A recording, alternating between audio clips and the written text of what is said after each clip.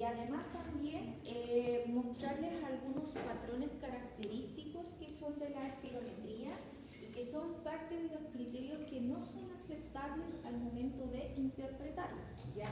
Las cuales se pueden presentar principalmente durante lo que es la ejecución, ¿ya? De lo que es esta prueba. Y además también les voy a mostrar las espirometrías de los compañeros que amablemente ya me quisieron ayudar para los días de laboratorio, ya para que vean los errores que vieron dentro de lo que es la medición de la espirometría. Entonces, la espirometría, como bien decía, ¿no es cierto?, la guía, ya tiene dos curvas, las cuales una mide lo que es el volumen tiempo, es decir, relaciona los volúmenes expirados con la duración del esfuerzo, ¿ya? En esta curva es donde yo voy a verificar que el paciente cumpla los segundos exigidos según rango etario. Recordemos que los pacientes adultos ya deben tener una duración de 6 segundos como mínimo, mientras que aquellos pacientes que son entre 6 a 10 años se les puede pedir 3 segundos y los menores de 6 años 1 segundo de duración con respecto a la espirometría. Y también tiene otra curva, que es la curva flujo-volumen, la cual relaciona los flujos inspiratorios y expiratorios mediante lo máximo de volumen que estos puedan, ¿no es cierto?, movilizar tanto en el ciclo inspiratorio como expiratorio. Entonces acá tenemos estas dos curvas, las cuales vamos a interpretar, ¿no es cierto?, con respecto a lo que es la espirometría. Entonces, esta curva es la de flujo-volumen y esta curva es la de volumen-tiempo. Ambas, que después más adelante vamos a ir viéndolo más en detalle, ambas son curvaturas aceptables, ¿ya? Ya que aquí vamos a tener que al momento de realizar la expiración forzada, ¿ya?, tenemos que mide la capacidad vital forzada, el BEF1 y la relación de ambos parámetros, en este caso volumen con la capacidad, ¿ya? Esta sería la curva flujo-volumen y esta sería la curva volumen-tiempo, donde aquí yo abajito, ¿ya?, mido y verifico los segundos que realiza el paciente durante la maniobra. Ahora, la curva flujo-volumen, ¿ya?, se caracteriza porque en la parte superior mide todos los flujos expiratorios, mientras que la parte inferior mide todo lo que es el flujo inspiratorio. Y esta curva, al momento de la expiración, porque recordemos que la espirometría mide el flujo de expiración forzado, ya consta de estas 4 fases, las cuales las voy a describir ahora a continuación. Tenemos entonces la fase ascendente, que yo me acuerdo que les explicaba en el laboratorio que la fase ascendente ya es la que comienza al inicio, ¿no es cierto?, de lo que es la inspiración, la cual parte desde el punto 0 y se verticaliza, ¿no es cierto?, hacia llegar al pic más alto del flujo expiratorio, ya que todo esto va dentro del primer segundo que el paciente expira. Entonces, por lo tanto, cuando el paciente realiza esta expiración en la fase ascendente, todo el flujo de aire proviene de las vías aéreas centrales, ¿ya? Y por lo tanto, el máximo volumen o flujo de volúmenes que este paciente va a movilizar rodea entre los 75 y 100% conforme a la capacidad vital forzada. Ahora, ¿qué factores pueden influir para que esta fase ascendente pueda salir alterada o no respete el segundo inicial? Ya puede ser que haya retracción elástica pulmonar, es decir, que al momento de la expiración, el pulmón, ¿no es cierto?, al momento de volver a la elasticidad o aplicar la propiedad elástica sea muy rápida, ya por eso es en su máxima expresión, o también, ¿no es cierto?, que hayan ciertas dificultades como el tos torcer, ya, o un cierre glótico, para que esta curva, o sea, en este caso, en esta fase ascendente, no se genere dentro de lo que es el primer segundo, ¿ya? Y por lo tanto, esta fase es dependiente propio del esfuerzo del paciente. Luego tenemos el flujo expiratorio máximo, que sería el pic, ¿no es cierto?, alcanzado por el paciente al momento de movilizar el flujo expiratorio. Como nos dice acá, entonces sería el máximo flujo que se alcanza durante la expiración forzada dentro del primer segundo, ¿ya?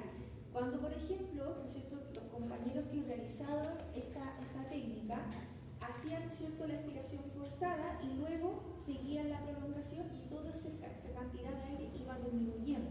Entonces, entre la disminución y el pic máximo que tiene el paciente sería lo que marca la curvatura del flujo expiratorio máximo, ¿ya? Y por lo tanto, esto se alcanza dentro de los primeros 70 milisegundos, ¿ya? Aquí, este pic va a depender del calibre de las vías aéreas centrales, de la fuerza muscular expiratoria y de la presión de retracción elástica del pulmón. Y por lo tanto, su factor determinante también va a depender del esfuerzo del paciente. Y luego tenemos la fase descendente, que ya sería, ¿no es cierto?, todo el flujo de aire que dura de los 6 segundos, ¿ya? Y por lo tanto, este aire, ya, que es expulsado proviene de las vías aéreas ya más distales, principalmente de los alveolos. ¿Qué factores son los determinantes? La presión de retracción elástica del pulmón y la resistencia de las vías aéreas, ¿ya? Si el paciente no tiene una buena retracción elástica, también puede salir esta curva alterada, la cual va de forma descendente, ¿ya? Aquí también la presión transpulmonar se va a mantener constante, ¿ya? Y esto hace que se regularicen, ¿no es cierto?, las presiones internas y externas para poder permitir lo que es la fase expiratoria. Por lo tanto, ¿qué es lo que actúa acá? El famoso PIC, ¿ya? Para que no se genere un colapso de las vías aéreas mientras el paciente va realizando esta expiración forzada durante 6 segundos.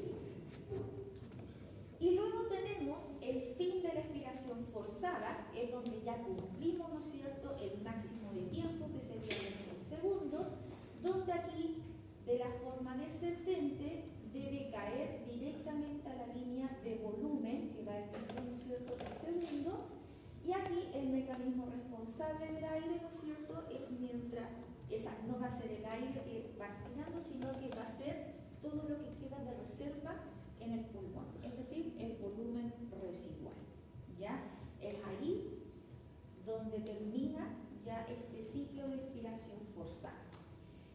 Acá, cuando ya llega volumen residual el paciente, se van a cerrar inmediatamente lo que son las vías aéreas debido a que ya no hay más aire que expulsar.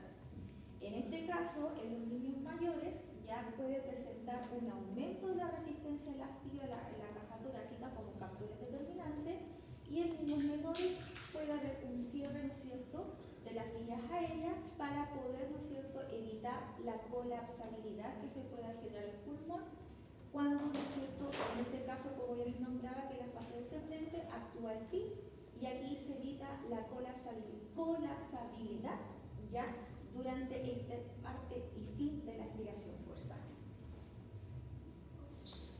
Ahora, acá hay 3 ejemplos con respecto a la curva flujo-volumen, ya que aquí tenemos, ¿no es cierto?, la cantidad de de volumen de aire que tiene el paciente mientras dura, ¿no es cierto?, los 6 segundos. Y si bien en los 3 ejemplos la parte descendente es distinta, comienza de forma vertical y al primer segundo. Por lo tanto, teniendo esta forma de la curvatura del flujo al primer segundo, independiente de que durante la fase expiratoria pueda presentar errores o artefactos, ¿ya?, significa que el inicio sería el adecuado. Y como bien yo les comentaba en el laboratorio, este inicio debe ser abrupto, rápido, y la curva debe presentar presentarse de forma vertical, ¿ya? Después yo les voy a mostrar ejemplos, de hecho, de mismos estudiantes de años anteriores que no realizan bien la maniobra y la curva no se muestra vertical, sino que se muestra ya no horizontal, pero sino que tiende a ser más horizontal cuando el flujo es mucho más lento. Y la terminación adecuada de esta misma curva era que, ¿no es cierto?, de forma descendente debe llegar a la línea final del cuadro volumen, ¿ya?, en donde no debe haber ningún artefacto presente, sino que esta línea se debe mantener lo más, entre comillas lo digo, lo más limpia posible, ¿ya? Porque acá, en la terminación, el paciente al primer segundo alcanza su máximo punto de la curva y luego su trayecto es descendente, sin artefactos o alteraciones que pueda presentar durante esta expiración forzada, la cual, ¿no es cierto?, debe ser lenta y progresiva, es decir, rápido, lento y progresivo hasta llegar a volumen residual. Conforme a la curva volumen-tiempo, que es donde acá yo ya mido los segundos que tiene el paciente, vamos a tener que se mantiene que su inicio debe ser súbito, rápido, y en este caso también es perpendicular, como aparece acá, ¿ya? Tiene que partir directamente del punto cero, no puede generarse una curva y partir, porque si se genera una curva, significa que no está partiendo su expiración del primer segundo, sino que después de este segundo, y por lo tanto no me serviría ya para poder interpretar. Y una vez que llega al pic de todo lo que es el flujo máximo, se genera una curvatura y hasta llegar a una línea recta, la cual lleva como nombre meseta, ¿ya? Y por lo tanto, ya, aquí va un volumen de tipo extrapolado, que es decir, que la expiración prolongada, la cual no debe ser mayor a 150 ml o mayor a 5% de la capacidad vital forzada, ¿ya? Tenemos que es la duración, de hecho, si nosotros lo vemos acá, esta persona supuestamente hizo 11 segundos, ¿ya?, de expiración forzada hasta llegar a volumen residual. Ahora, como bien les decía, ¿no es cierto?, los términos adecuados es que independiente, ¿no es cierto?, de que puedan haber, o sea, perdón, independiente de la cantidad de aire que movilice durante un tiempo, debe tener esta debe ser la curva perpendicular, llega a su punto máximo, se genera la curvatura y debe haber una meseta, como les decía, que es esta curva como aplanada, ¿ya? Y esta meseta debe ser mayor a un segundo, como bien les comentaba, hasta llegar a los segundos máximos de expiración. O también movilizar aire por lo menos menor a 25 ml. Y como bien les mencionaba, la meseta, que es esta, ¿no es cierto?, curvatura y luego dirección recta, ya puede ser 6 segundos, 3 segundos o 1 segundo, dependiendo del rango etario. Acá, por ejemplo, tenemos aproximadamente 3 segundos, acá tenemos 4 segundos y acá alcanza ya a llegar a los 6 segundos o un poco más, ¿ya? Pero independiente del esfuerzo, debe haber esta perpendicularidad de la curva, llegar al pic, la curvatura y formar la meseta hasta que dure la cantidad exacta según rango etario, los segundos de mantención de esta terminación de la curvatura volumen-tiempo. Ahora, los artefactos o errores de aceptabilidad, que eso yo se los adjunté en la última hojita de la guía que les subí de la actualización de la espirometría, en donde aquí vamos a ver los distintos errores que pueden haber durante el examen. Y obviamente se comparan tanto la curva flujo-volumen como la curva volumen-tiempo. Cuando la persona realiza la expiración, ¿ya?, y tiene una tos al primer segundo, esto se manifiesta en la curvatura flujo-volumen ya cuando ésta comienza a descender, ¿ya? Es decir, hizo la expiración, llegó a su pic máximo, pero pero mientras desciende puede toser y por lo tanto existen oscilaciones de tipo amplia ya hasta llegar al final, ¿no es cierto?, o del volumen residual mientras va expirando de forma forzada, ¿ya? Y por lo tanto, en la curva flujo-volumen podemos presentar estos patrones, ¿ya?, si es que el paciente tiene esta tos mientras va expirando. Ahora, en la curva volumen-tiempo, la meseta ya se ve entrecortada como si hubieran escalones, como se aprecia ahí. Comienza el primer segundo, pero la meseta no se forma, sino que empieza a ver estos escalones mientras va ascendiendo y hasta que llega a su punto entre que se quiere formar la meseta, pero al toser nosotros tenemos inmediatamente un cierre glótico, ¿ya? Por lo tanto, se va a manifestar parecido a este patrón, que después vamos a ver otros patrones, pero tose, cierre glótico, y por lo tanto se va a cortar la expiración y no va a alcanzar a llegar a los segundos correspondientes, ¿ya? Otro artefacto o error es cuando existe efectivamente lo que yo les mencionaba, este cierre glótico. Y también podemos ver estas dos alteraciones en ambas curvas. En la curva flujo-volumen, si bien desciende, acá no hay tos, ya, pero si bien va descendiendo, al momento de haber un cierre glótico, la curva se corta y cae inmediatamente, ¿ya? Porque lo normal es que esta curva siguiera y cayera, ¿no es cierto?, hacia la línea. Pero acá, si se fijan, corta y se gira una línea inmediatamente hacia abajo. Si esto sucede es porque el paciente durante la expiración tuvo un cierre glótico y se cortó todo el aire mientras iba expirando. Y en la curva volumen-tiempo, si bien llega a su pico máximo, se genera una línea recta en la meseta, ¿ya? Es decir, la meseta se encuentra totalmente plana. Y esto ocurre cuando el individuo, ¿no es cierto?, se hace un cierre glótico y termina antes del tiempo establecido.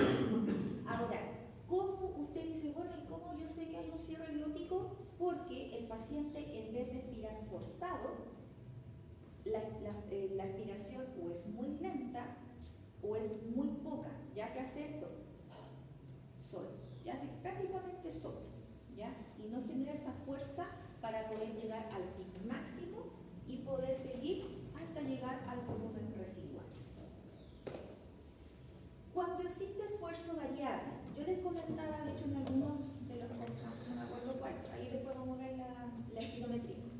En algunos ya se presentaban distintas oscilaciones ya dentro de todo lo que es la curvatura descendente para poder llegar a los 6 segundos.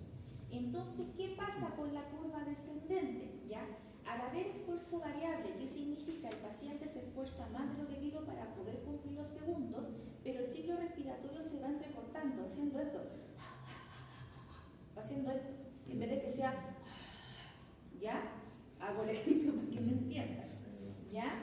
Por lo tanto, la curvatura, mientras desciende, este esfuerzo para poder llegar a los 6 segundos, se genera todo esto, o sea, no es que se genere todo esto, sino que acá hay varias curvas que oscilan de forma diferente por este esfuerzo variable. Por ejemplo, yo acá les voy a marcar una que parte del segundo y el esfuerzo variable baja, sube, baja hasta llegar al fin. La otra, si bien el flujo es menor, llega al pic y baja. Y esta otra, ya que sube, asciende, llega al pic y tiene estas oscilaciones y vuelve a bajar, ¿ya? Todo eso es porque el aire no es el aire ya el aire ya no es con un flujo ordenado, sino que va entrecortándose hasta poder llegar, ¿no es cierto?, a lo que se quiere cumplir como 6 segundos, pero no sería una maniobra aceptable para yo poder interpretar. Y en la curva volumen-tiempo, por lo general, cuando hay un esfuerzo variable, es poco lo que se aprecia más en la curvatura flujo-volumen. ¿Por qué? Porque es la cantidad o movilización de aire que yo hago en el momento. En cambio, volumen-tiempo, simplemente yo estoy midiendo ya cuánto es la duración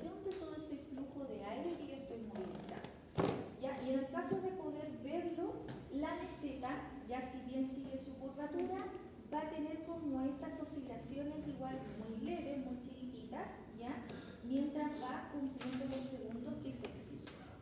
Pero sí o sí, el esfuerzo variable lo voy a ver en la curvatura flujo-volumen.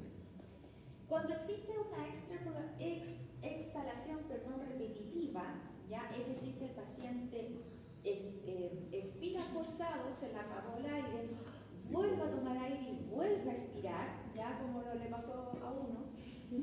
¿A mí? No. No le pasó ¿a quién fue? Al Benjamín. Sí, ¿qué fue que le pasó? Al Quintana. ¿Ya? Me parece que a él fue que le pasó algo así parecido, ¿ya? Cuando tiene este esfuerzo, ¿no es cierto? Se puede presentar en ambas curvas ya estos patrones. Por ejemplo, si bien comienza bien, al momento de descender, como no cumple los 6 segundos, vuelve a tomar aire y vuelve a caer la curva, ¿ya? Entonces, aquí me demuestra que existen exhalaciones repetitivas.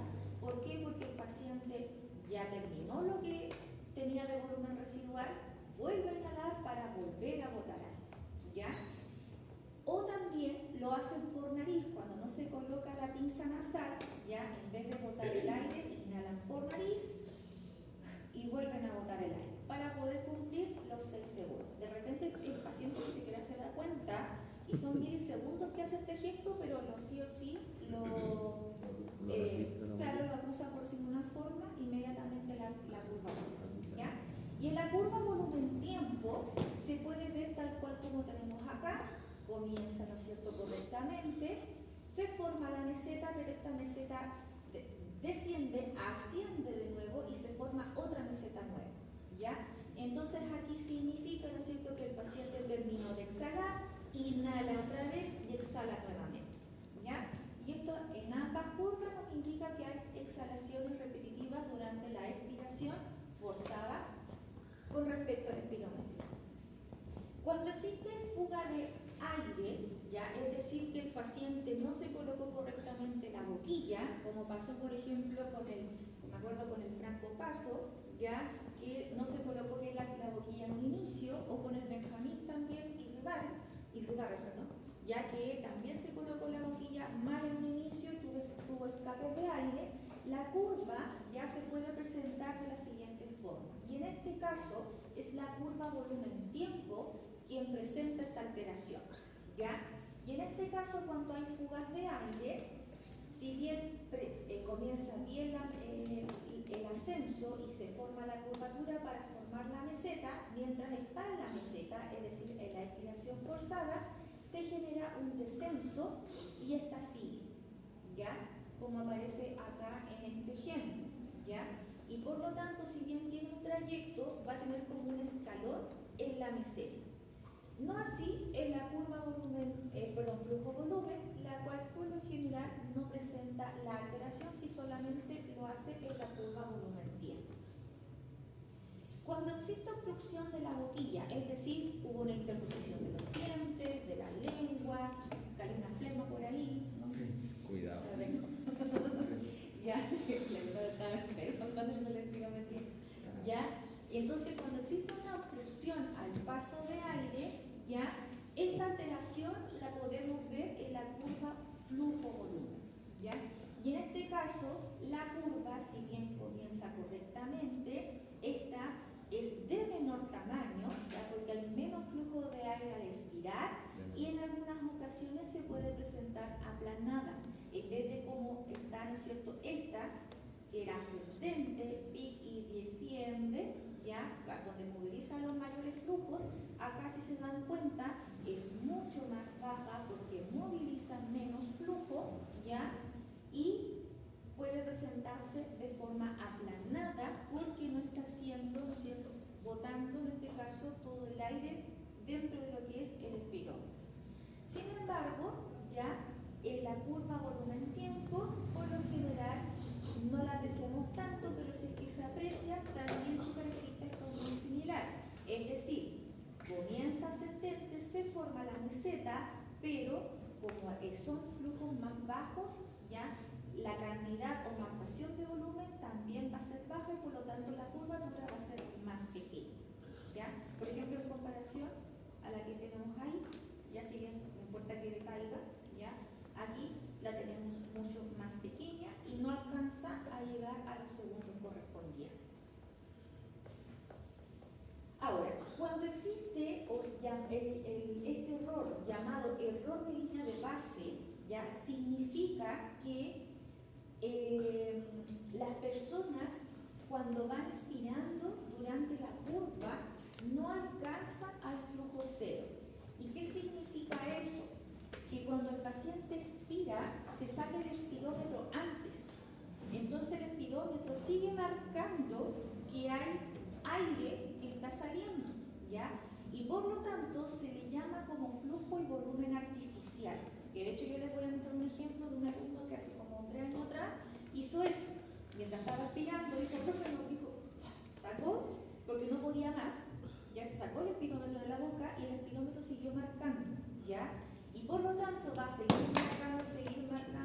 marcando, hasta que ya llega un punto que el espirómetro corta, ya porque se da, por decirlo de una forma, se da cuenta que el flujo de aire es de forma artificial, es decir, que está marcando el aire ambiente y no el aire expulsado propio del paciente. Y se ve en ambas curvas esta alteración. La curva flujo-volumen no llega o no desciende hasta la línea volumen, sino que si se fijan acá, continúa y hay un pequeño espacio hasta que ya llega un instante que se corta. Y en la curva volumen-tiempo, si bien se genera y se hace la meseta, esta asciende y sigue hasta que ya el espirómetro va a llegar un instante que lo va a cortar y por lo tanto lo va a considerar como un flujo, en este caso un volumen-tiempo de tipo artificial, ¿ya? Y esto ocurre, como les digo, cuando la paciente se saca el espirómetro sin terminar la expiración forzada. Ahora, cuando existe una terminación temprana o de tipo precoz, ya es decir que los pacientes en este caso, mientras están haciendo la espirometría, ya no alcanzan a realizar el tiempo suficiente, es decir, pueden hacer 2 segundos, 3 segundos a lo más dentro de lo que es un adulto. Y por lo tanto, si no continúan la expiración forzada hasta llegar a volumen residual y esta la interrumpe porque ya no les queda más aire, su interrupción y la caída, también es de tipo súbita, ¿ya? Y por lo tanto, como no alcanzan a generar los 6 segundos, cae, ¿no es cierto?, de forma abrupta y luego el paciente inhala de forma lenta y progresiva por el mismo espirómetro. Entonces se genera todo este cuadro, o sea, toda esta curvatura, ¿ya? ¿Pero ahí se devolvió o no? No, no es que se devuelva, sino que cuando tú haces la aspiración tienes que inhalar nuevamente, pero inhalas a máximo volumen a capacidad pulmonar total, ¿ya? Y acá en este caso, ¿qué hizo? Fue esto, un poco más lento, ¿no fue? Claro. ¿Es el que hace la curva por abajo del tren? Exacto, la claro, curva. entonces... Claro, acá es más lenta, porque no inspiró a capacidad pulmonar total, ¿ya? No se entonar así.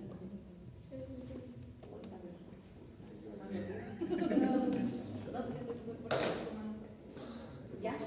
Entonces, por ejemplo, aquí en ambas curvaturas el inicio es correcto, es vertical, genera un buen flujo de aire a su pico, ¿no es cierto? Pero al momento de descender se interrumpe porque no alcanza a llegar a los 6 segundos. Ya, por ejemplo, acá nos dice que la terminación fue temprana y la interrumpe, ¿no es cierto?, 2 segundos, o sea, con una duración, de 2 segundos, genera la interrupción, inhala de forma lenta, ¿no es cierto?, y se genera este patrón dentro de lo que es la curvatura flujo-volumen.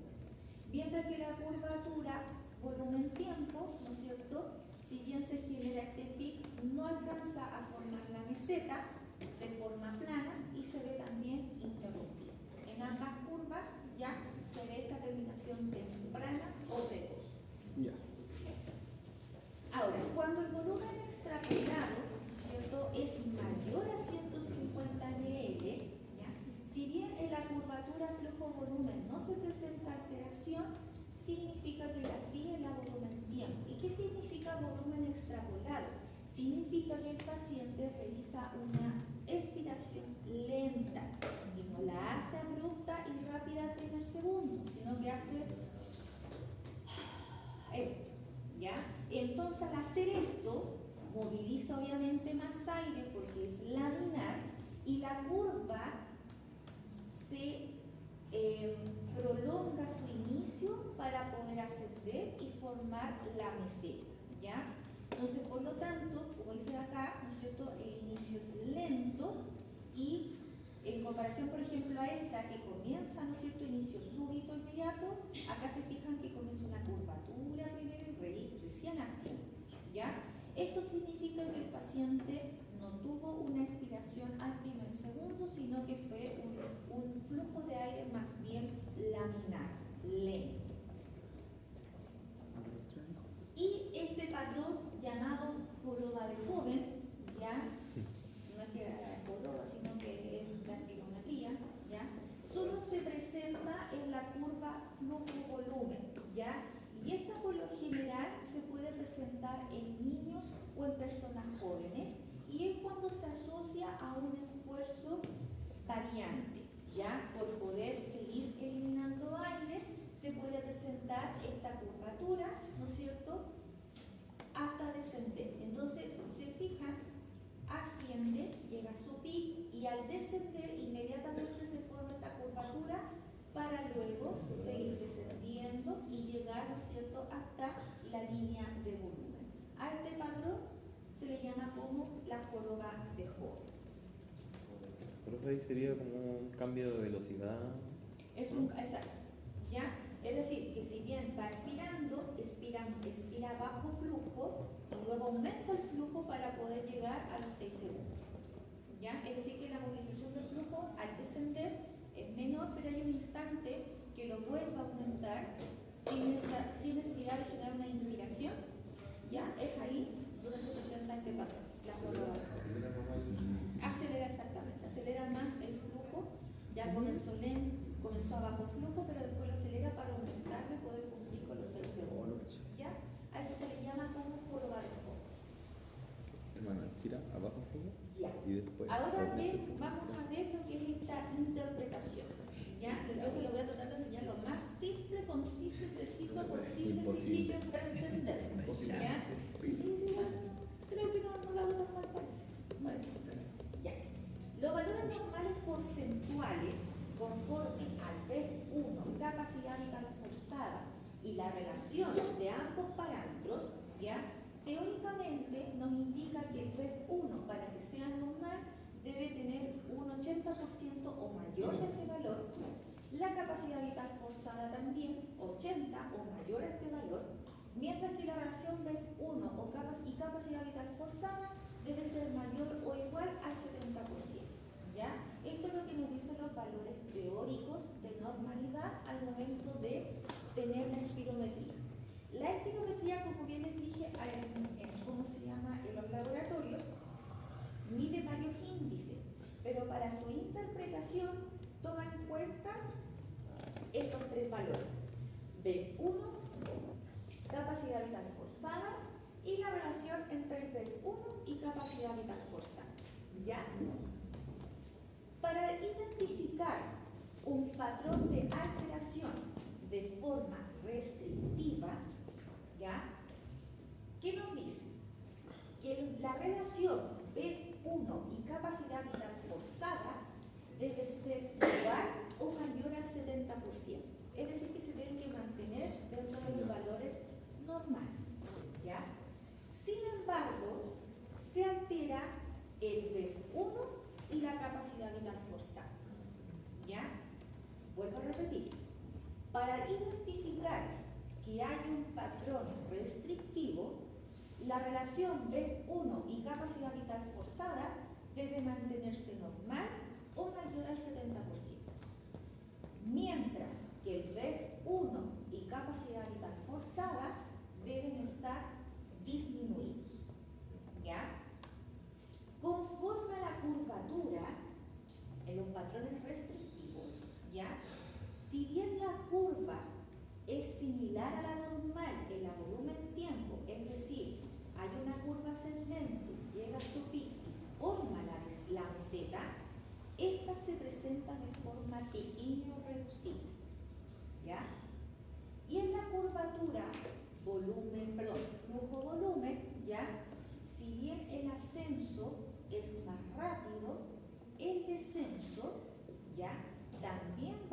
rápido, ascenso y descenso de forma rápida, ¿ya? Y la línea tiene una apariencia más de tipo recta, la línea descendente, ¿ya? No como las otras, como vimos, ¿no es cierto? Que, obviando que está aquí la jóloga, ¿ya? Sino que es más amplia y desciende. Acá prácticamente se verticaliza y desciende de forma rápida, ¿ya? La que es la curva flujo-volumen. Sin embargo, estos son simples patrones de la curva, pero lo que me va a determinar que sea un patrón restrictivo van a ser estos valores, ¿ya? Cuando es un patrón obstructivo, significa que la relación B1 y capacidad vital forzada se encuentra disminuida con el B1 disminuido, pero la capacidad vital forzada conservada o normal, ¿ya? Donde aquí en el patrón obstructivo, por lo general se aprecia cuando a la primera espirometría salen estos dos valores alterados y al post broncodilatador se no es que se aumente, sino que aumenta, ¿ya? Y se revierte, ¿ya? En el patrón obstructivo.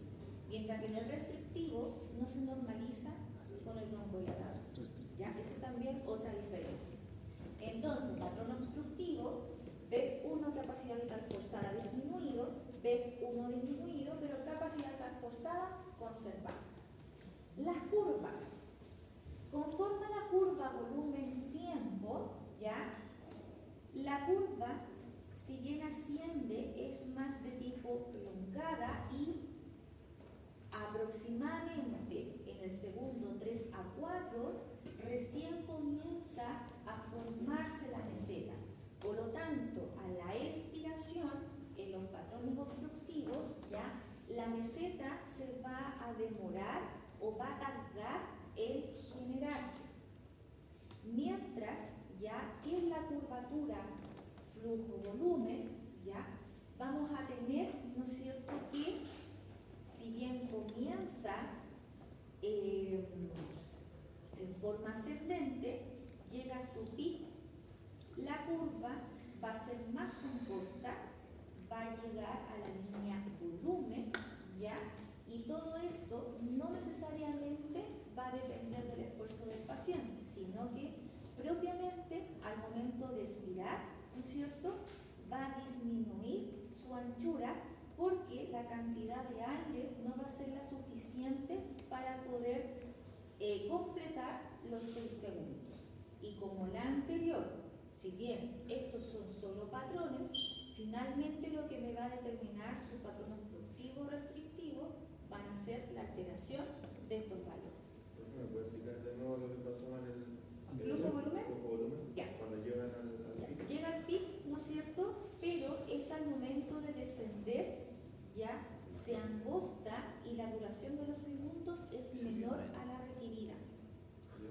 ¿Ya? En comparación a la otra, por ejemplo, ya que es más ancha, producto de que hay mayor movilización de aire, por lo tanto, la duración del flujo respiratorio va a ser mayor. Si bien llega al pic, la aspiración va a ser más corta y la curva se angosta. ¿Ya? Entonces, acá como es el punto flujo disminuido con fase o no de esfuerzo dependiente, con calidad superior y pendiente final con impulso, ¿ya?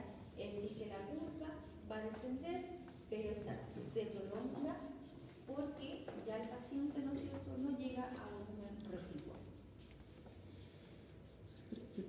Bueno, acá dentro de la norma nos establece esta misma tablita que está ya dentro de la guía, en donde nos hace un cuadro resumen cuándo es un patrón obstructivo y cuándo es un patrón restrictivo, ¿ya?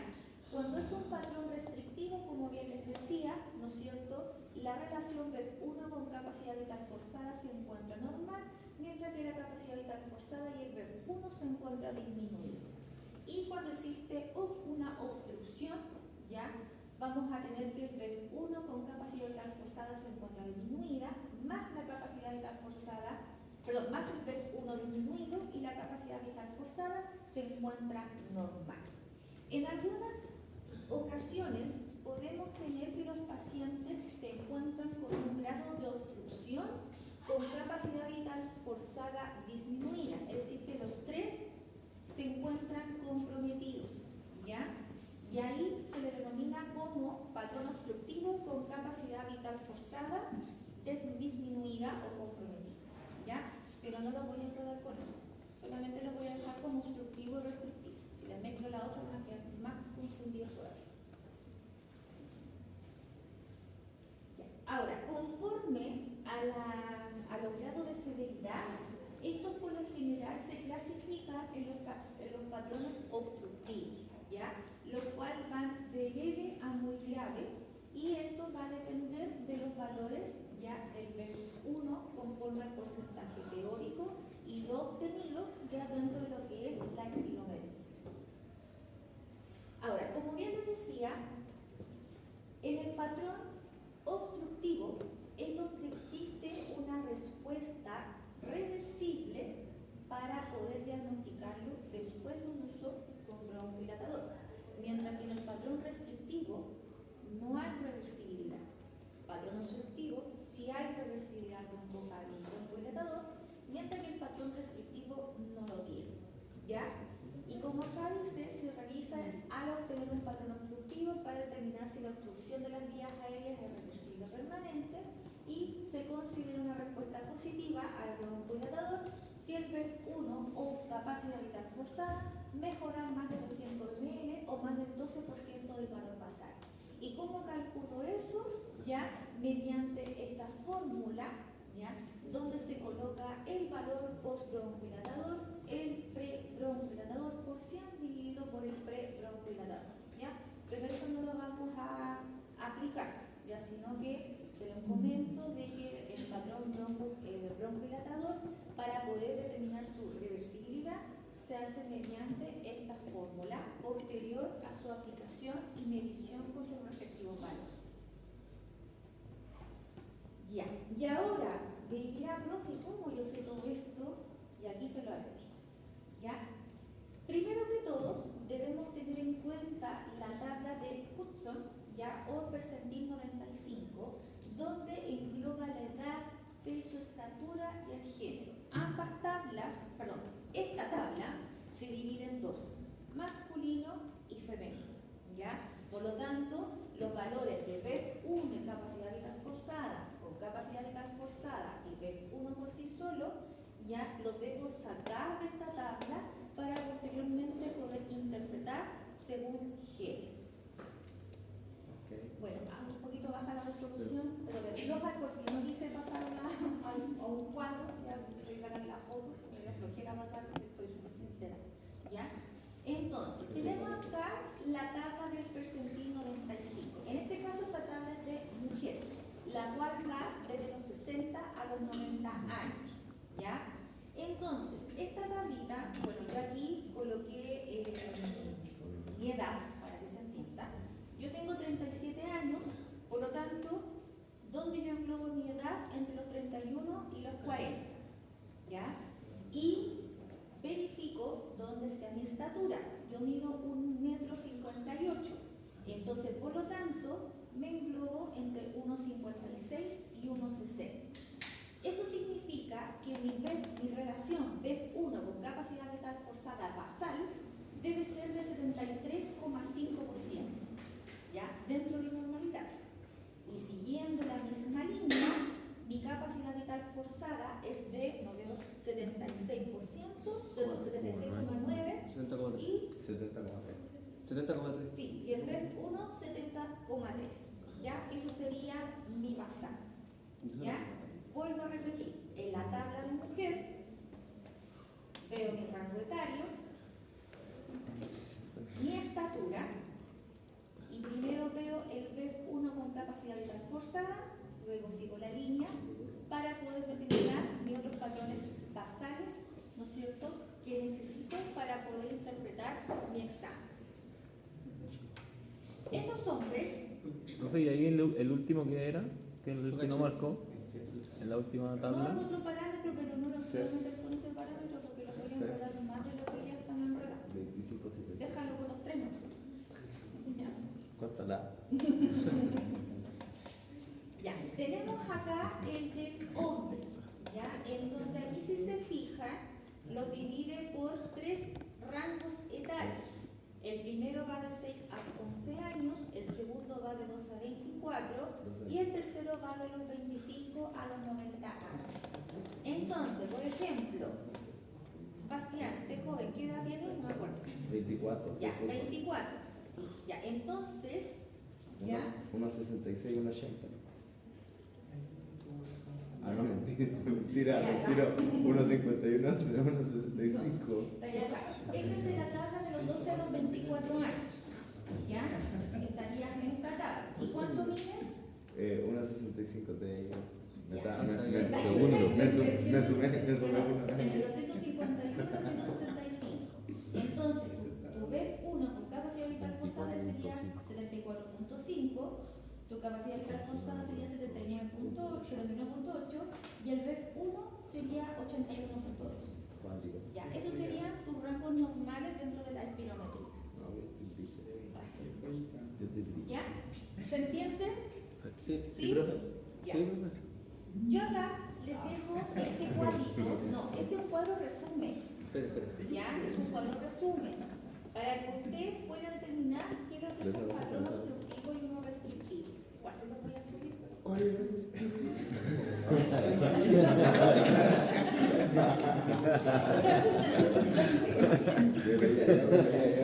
Era para todo, era para.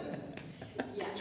Entonces, primero, ¿no es cierto?, vamos a leer los valores, ¿no es cierto?, numéricos, lo cual, ¿no es cierto?, me implica si es que hay errores en la curva y la duración de la maniobra.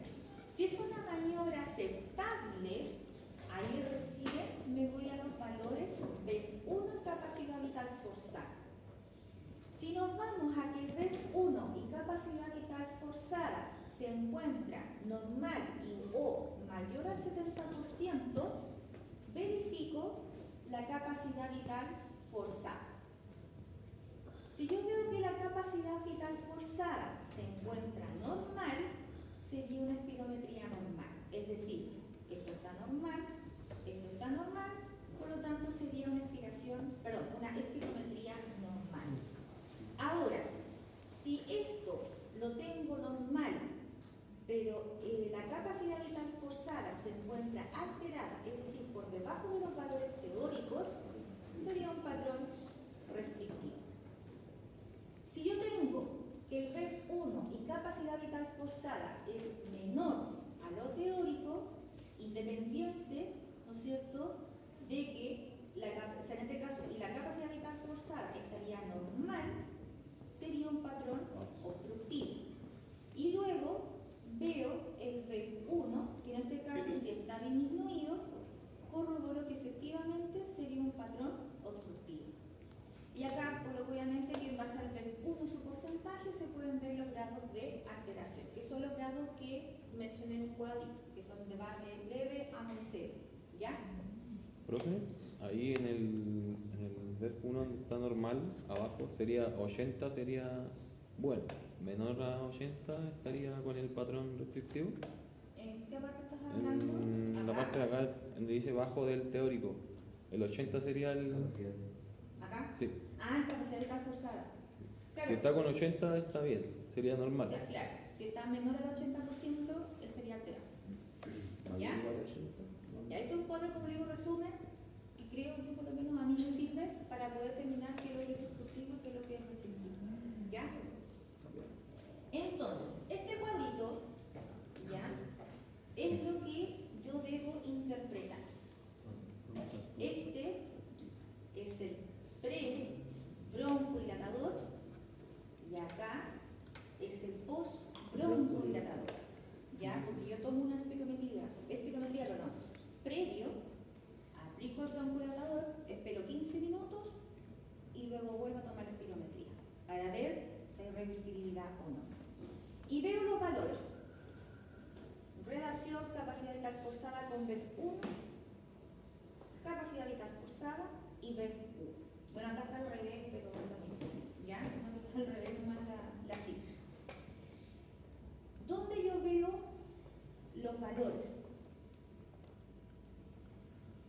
porcentaje previo, porcentaje post. ¿Ya? Porcentaje previo, porcentaje post.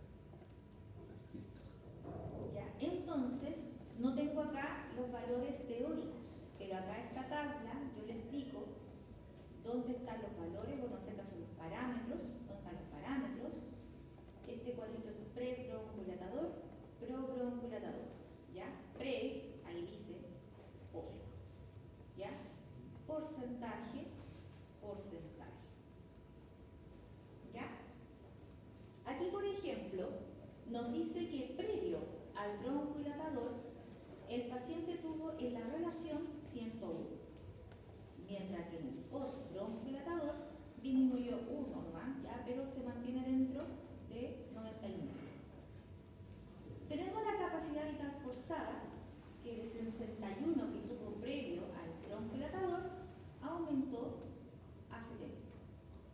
Y luego tenemos que en el BEF1, pre-broncohilatador, tuvo 59 y post-broncohilatador tuvo 60. ¿Ya? Así yo hago la comparación entre este pre y este post. Entonces, ¿cómo lo aplico? Primero que todo, tenemos acá los valores teóricos. Tenemos el BEF1 con capacidad vital